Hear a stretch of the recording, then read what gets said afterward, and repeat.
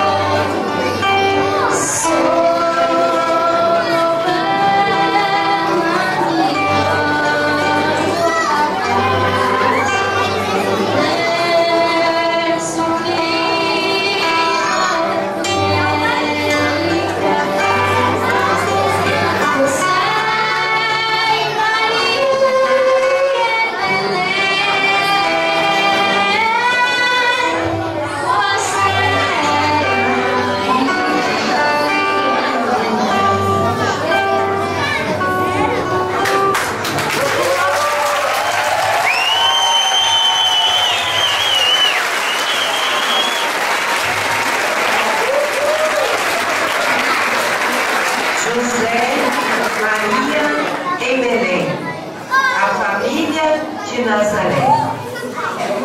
Natal é a revelação de Deus que nos ama e vem ao nosso encontro. Celebrar o Natal é abrir as portas de sua casa e de seu coração para o encontro com Jesus. Desejamos que em sua vida Jesus encontre espaço e em seu coração e que preencha de alegria e de paz cada dia do novo ano. Feliz Natal, um 2015 cheio de paz, cheio de amor. Agradecemos a todos vocês por mais essa noite de convivência. Que realmente tenhamos no nosso coração muita paz, que o amor reine em nossos corações, no nosso lar, em nossa vida e na nossa escola. Muito obrigada a todos.